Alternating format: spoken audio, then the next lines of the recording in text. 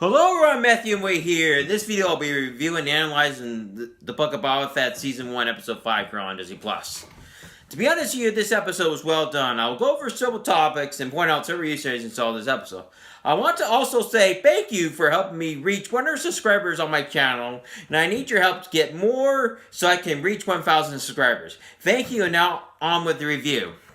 The title of this episode is called Chapter 5, The Return of Mandalorian.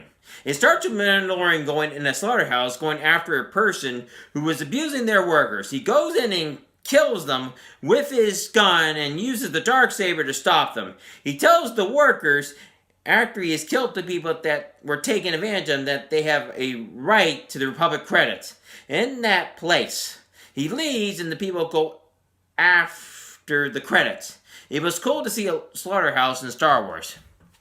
He goes to his employers and tells them that he gave them what they wanted, and he wants to know where the other Mandalorians are.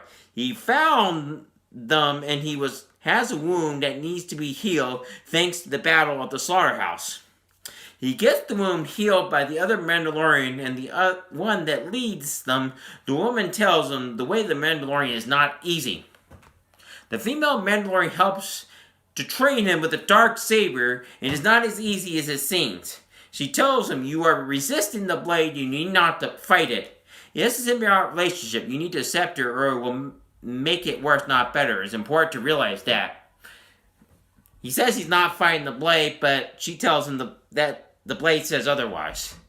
So that's what I mean by a symbiotic. If he's not fighting with the blade, it's going to fight against you, so it needs to fight with it.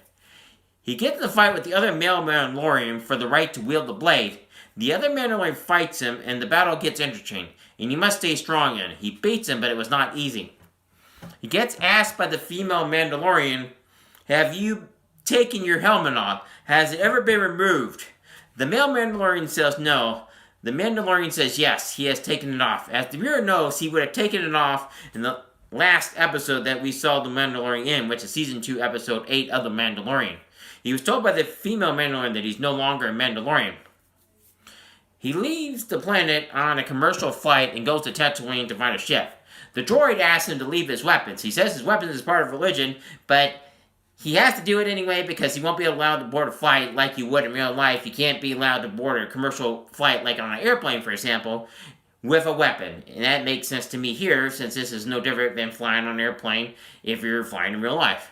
The woman who was in the Mandalorian, played by Amy Sedaris, got him a ship that was in Star Wars Episode 1. That's the woman who is known as the traitor, who seems kind of shady to me at times, but that's another story. It was a ship issued by the Queen of Naboo. When he flew the ship, it felt like the pod race that Anakin Skywalker did in Episode 1 as well. It had the feel of it like in Phantom Menace. He gets off Tatooine and gets pulled over by two X-Wings, and they asked him, didn't you used to fly a Razor Crest? Instead of getting in trouble, he gets out of there.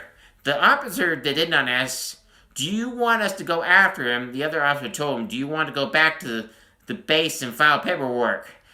When they said, do you want to go back to base? And no, he says, no, I don't, after he hears about the paperwork. This reminds me of paperwork that the police would have to file. You know, not everything in police work is always nice and easy. They always have to go and file paperwork. Not everything's about just bang, bang, shoot, shoot. You have to sometimes do that stuff. And since I've worked in my other life and I still do that until obviously get mine as we used to, as a paralegal, there's paperwork there. Life has paperwork. It's just the way it is. It was nice to see or hear something like that. I will not spoil the ending, but it does get the viewer to the climax of this episode. The episode was a Mandalorian episode and had the feel that you expect to see when the viewer is watching that show. It was nice to see that. I give this episode a 10 out of 10 rating. It did an exceptionally excellent job making you think that you're watching The Mandalorian instead of watching the Book of Boba Fett. It was nice to see Easter eggs from Episode 1, and there are those that did not like Phantom Menace, but this redeems it in that sense. If you enjoyed this video, please like and subscribe to my channel. Please hit the notification bell to be notified of any videos that come on the channel at the bottom of this video. Please consider checking out my other channel, Tiger Man, where I promote my books that I wrote on that character. Please let me know what books, movies, and TV shows you'd like me to review next in the comment section below. Please share this with your friends and family so that my channel can grow. Thank you and have a wonderful day.